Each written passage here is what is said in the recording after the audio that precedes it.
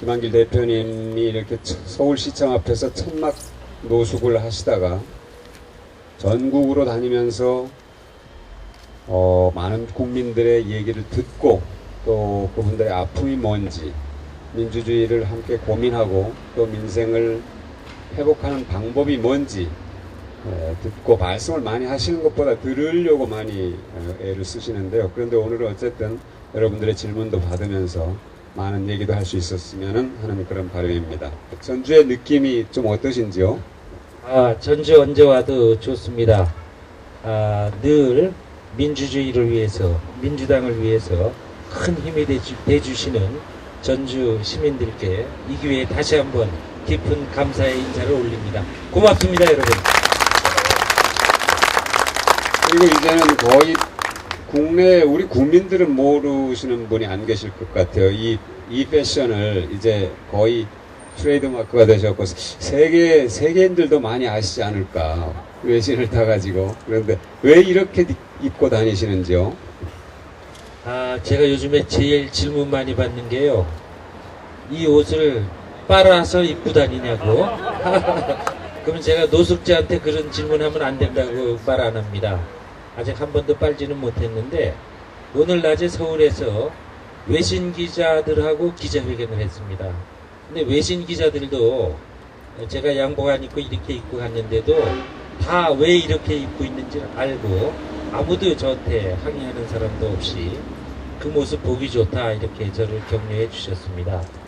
우리 지금 나라가 처한 민주주의의 위기 상황이 워낙 심각하기 때문에 이 상황을 어떻게 하면 국민들께 더 많이 알릴까 고민하다가 우리 당의 127명 국회의원들이 모두 서울시청 앞에 천막을 치고 거기에서 농성을 하고 주말이면 집회를 하고 했습니다.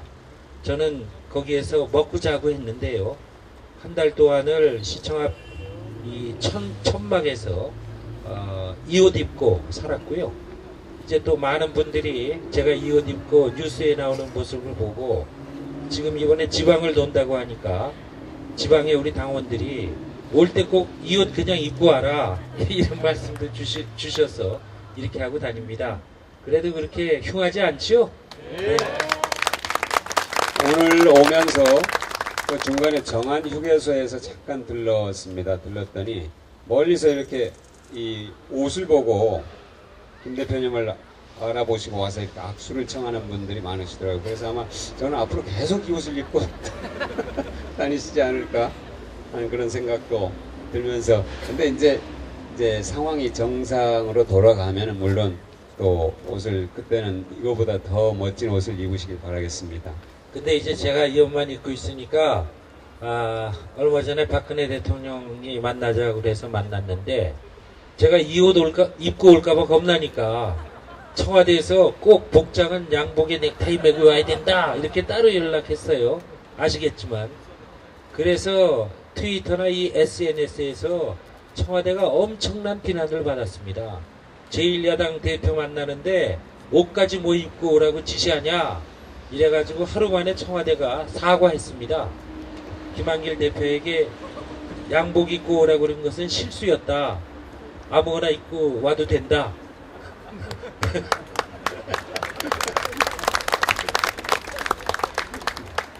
네, 하여튼 뭐 이렇게 정말로 옷 얘기만 해도 끝이 없을 겁니다. 오늘 저녁 옷 얘기만 해도 끝이 없을 텐데요.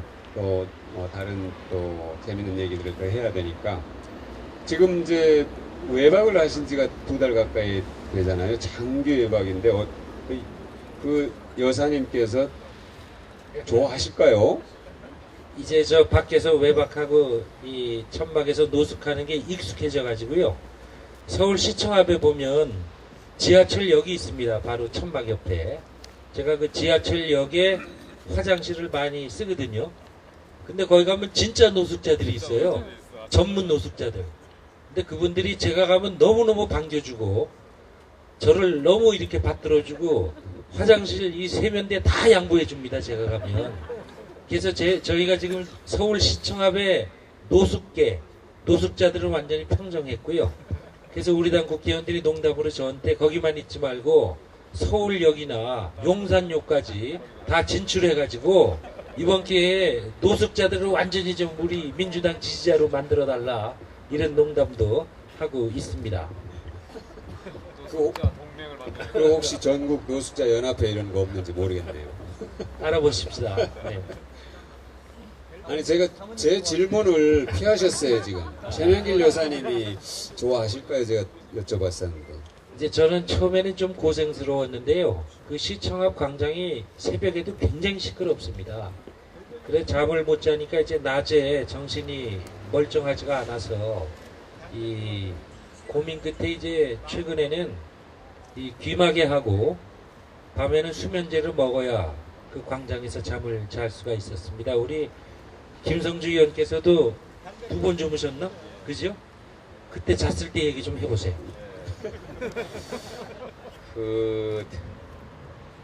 아니 뭐 저희가 원래 좀 그런 생활을 좀 한 사람이라서 별 걱정 안 하고 귀마개 없이도 편히 잤습니다만 저희는 우리 대표님처럼 좋은 생활 하신 분들이 화류계에서 노신 분들이 그런 생활하는데 좀 걱정이 됐는데 참 오랜 시간 동안 고생 많으셨고요. 저는 제가 아까 좀 물어보고 싶었는데 주무실 때도 혹시 입고 주무시는지 그건 아닙니까? 별거 다 얘기하네. 잘 때는 이거 하나만 벗습니다. 그리고 아침에 일어나면 이거 하나만 입으면 돼요. 사실 이것도 익숙해지니까 너무 편해요. 그리고 제가 국회에 가서 회의도 하고 기자회견도 하는데 사실은 세수 안 하는 날도 많습니다. 그래도 다 봐줘요. 노숙자니까 노숙자답게 살아라. 그래도 많이 이제 응원해 주시는 분들이 이해해 주셔서 좋고요. 이제 노숙하는 게 또 그렇게 익숙해지니까 갑자기 저보고 집에 들어가서 자라 그러면 이 최명길 옆에 또 누우면 당분간 좀 어색할 것 같아요. 그런 걱정도 있어요. 그러나 그런 걱정은 우리가 극복해야 되는 것이고 정말 우리 이 땅에 민주주의 다시 세워야 되지요. 네. 우리가 민주주의 세우는데 얼마나 고생 많이 했습니까? 특히 호남의 전북 도민들께서도 민주주의 세우는 과정에 얼마나 많은 고통과 눈물을 감수했었습니까? 김대중 노무현 두 분 대통령 민주정부 10년 세우고 우리 민주주의 어느 정도는 바로 세웠다 이렇게 생각했는데 우리가 뒤돌아보니까 지난 대통령 선거를 전후한 몇 달 동안에 그 어렵게 싸운 민주주의가 한꺼번에 엄청나게 상처받아 있는 것을 우리가 알게 됐습니다. 이것을 우리가 못 본 척하고 묵과하고 그냥 지나간다면 이제 대한민국의 미래는 없다 이렇게 생각하고 이것만은 우리가 절대로 용납할 수 없다고 우리 민주당 의원들이 전부 마음을 모아서 투쟁하고 있다 하는 보고를 여러분께 올립니다. 끝까지 열심히 하겠습니다. 대표님 어떤 분은 잠을 자지 않은 그냥 낮에도 귀를 계속 막고 계신 분인 것 같아요. 근데 지난번에 그분과 회담을 하셨었는데 그때 얘기를 좀 해주시죠. 그래요. 이 박근혜 대통령을 만나서 1시간 반 동안 많은 얘기를 했습니다. 저는 무엇보다도 이 국가정보원이 대통령 선거에 조직적으로 개입하고 경찰이 이것을 은폐, 축소 시도했던 것에 대해서 대통령께서 사과하시오 이렇게 얘기를 했더니 대통령의 첫 대답은 이랬습니다. 지금 재판이 진행 중이니까 재판 끝나면 재판 결과 보고 그때 조치하면 되는 거 아닙니까? 그렇게 말을 해요. 그래서 제가 그 생각 잘못된 겁니다. 대통령이 사과하는 경우는 측근 비리나 국가기관의 잘못이 있을 때 대국민 사과를 하는 것인데 역대 대통령의 사과는 검찰 수사가 끝나고 법원에 기소했을 때 사과하는 거지요. 재판이 끝나고 나서 사과한다면 몇 년씩 재판 걸리는데 언제 사과합니까? 그렇게 말씀을 드렸어요. 그래서 사과해야 된다 이렇게 얘기를 했는데 그런 말로 재판 끝나면 보자 하는 것으로 거부를 해서요. 그리고 또 이제 자기 말씀을 막 하시길래 다른 얘기 할 게 아니고 사과 얘기부터 결론 내십시다. 그래서 제가 또 꼭 사과를 해야 된다 이렇게 얘기를 드리니까 이명박 정권 때 국정원의 일을 왜 내가 사과해야 됩니까? 이렇게 또 답변을 하세요.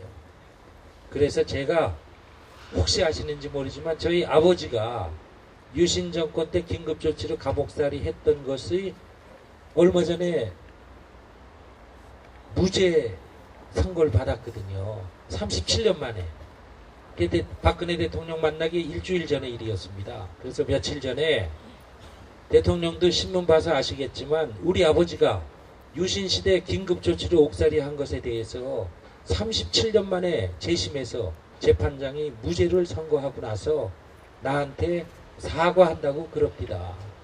그런데 나한테 사과한다고 한 재판장이 37년 전에 우리 아버지를 감옥에 보낸 재판장도 아니고 유신이나 긴급조치에도 아무 관계가 없는 사람인데 사법부의 일원으로서 나한테 사과한 겁니다.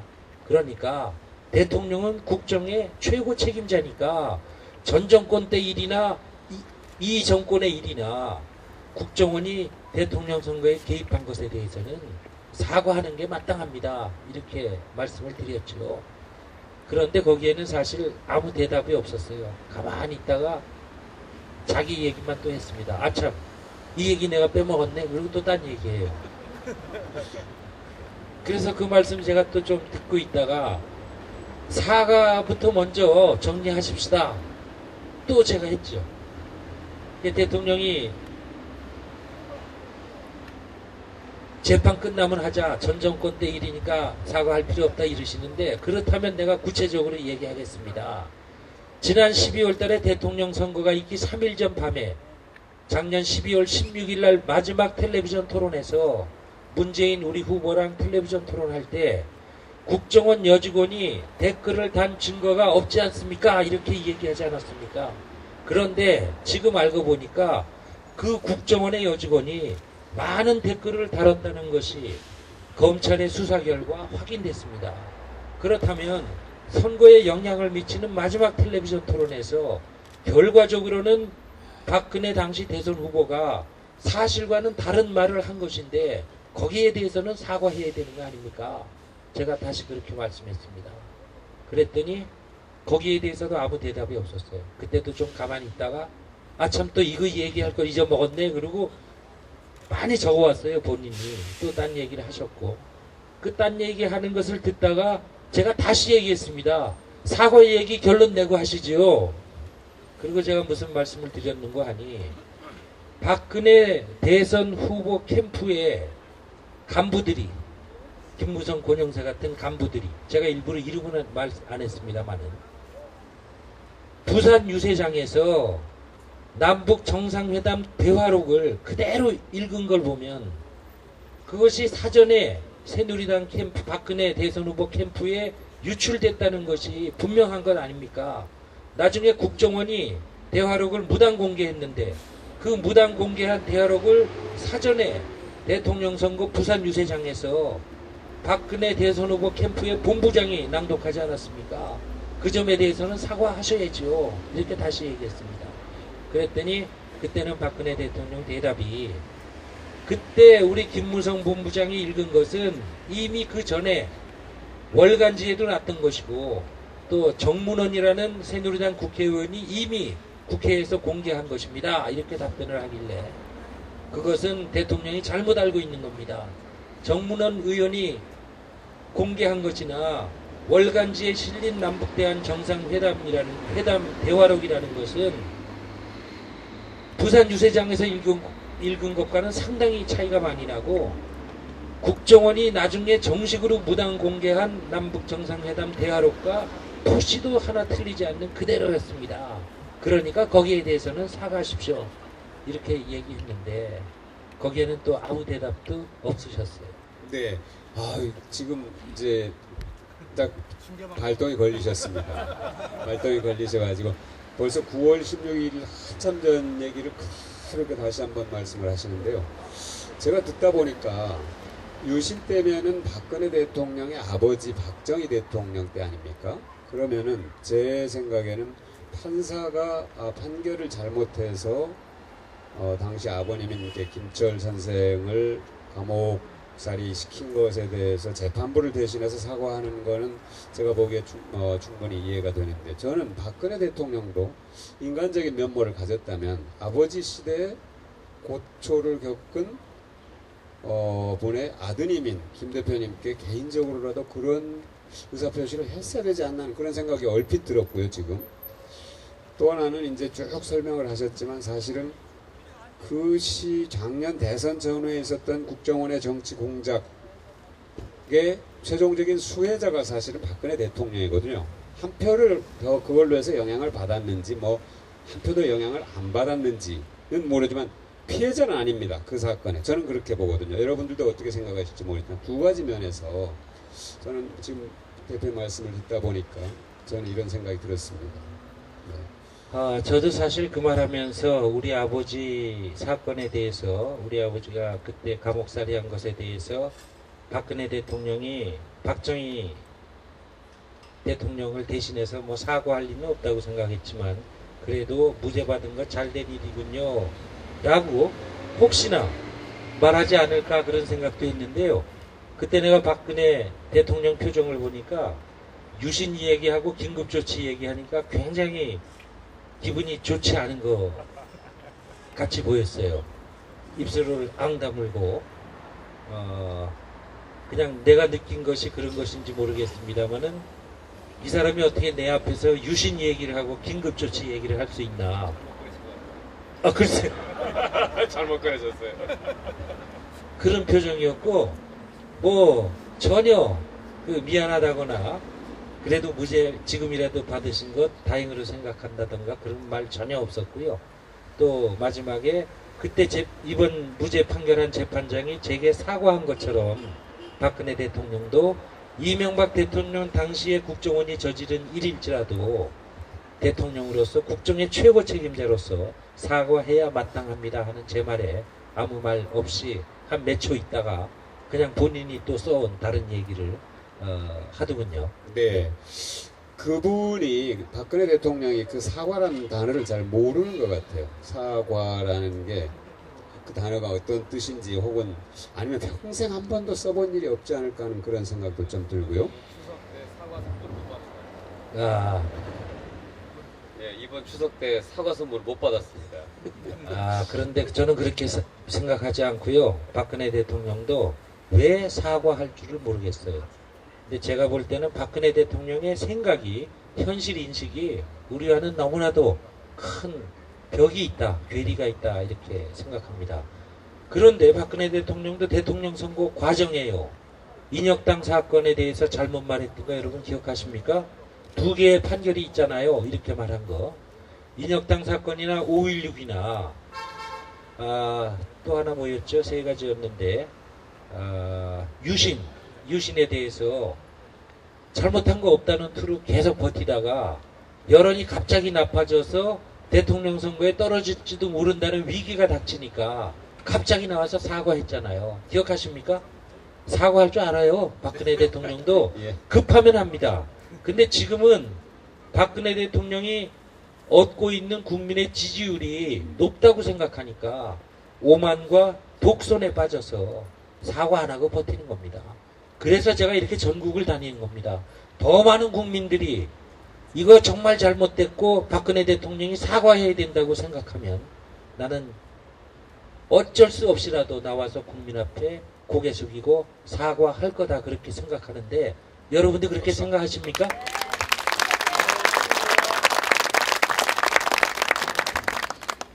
그런데 이제 그분이 어제죠, 어르신들께 뭐 죄송합니다 그랬나요? 송구스럽습니다 그랬나요? 죄송한 마음입니다. 죄송한 이렇게 했죠. 마음입니다. 네네. 죄송하면 죄송한 건데 죄송한 마음입니다. 또 한 다리를 또 건너는 표현법도 좀 특이하고. 그런데 사실 그 문제도 매우 심각한 문제죠. 대표님은 민주주의가 무너지면은 민생이 무너진다, 이렇게 말씀을